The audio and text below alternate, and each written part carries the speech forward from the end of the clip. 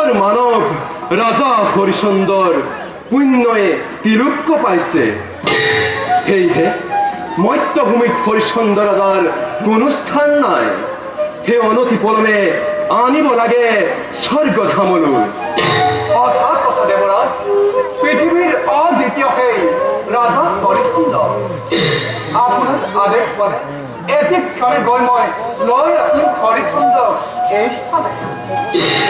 ধৰ্মৰাজ, হৰিচন্দৰ পৃথিৱীত কৰিবলগীয়া আছে বহুত কাম।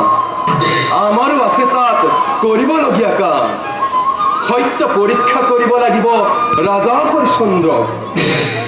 ইচ্ছামিত্ৰ ঋষিৰ এতিয়াও দক্ষিণা বাকী আছে।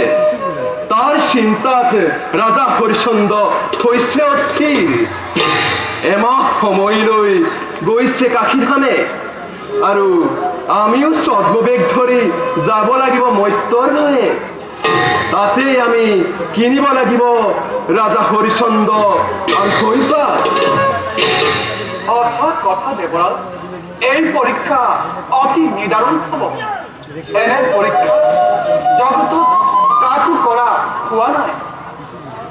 অগ্নিদগ্ধ হলে স্বৰ্ণ শুদ্ধ হয় আৰু বাহে দেউতী। সেয়েহে সত্যবাদী নিষ্পাপ সকলৰো এনেদৰে প্ৰকাশ পায় আৰু বাহে জেউতি। ব'লা এতিয়া আমি বিলম্ব নকৰি মত্যধামলৈ প্ৰৱেশ কৰোঁ। বলক দেৱৰাজ,